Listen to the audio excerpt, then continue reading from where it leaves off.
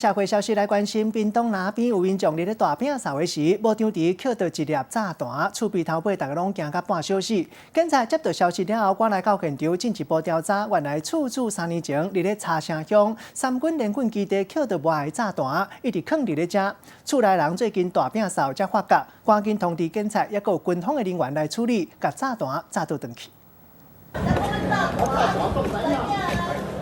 屏东那边这条巷仔内底，一透早厝边就一直咧发爱说字，警方嘛伫咧现场揪起封锁线，大家会遮尔紧张，拢是因为这条路链竟然有一条炸弹。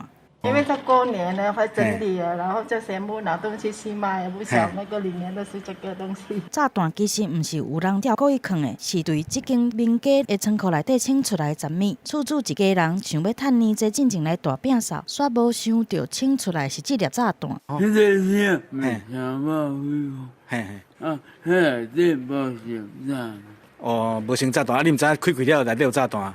原来现场的这个厝主3年前捌伫咧车城做头路，附近就是三军联训的基地，看到废弃的炮弹，就捡转来。本来想要当做歹铁袂互回收，这摆清出来，才发现内底可能有微爆弹。在哪里？在里面吗？ 国军最后将炸弹炸走，互当地民众松一口气。经过证实，内底并无炸药，只是空的。不过真正爱提醒民众，参像这种炸弹歹铁啊，啥物人拢无法度料想到伊的伤害。为着安全，上好也是爱报警察来处理。记者综合报道。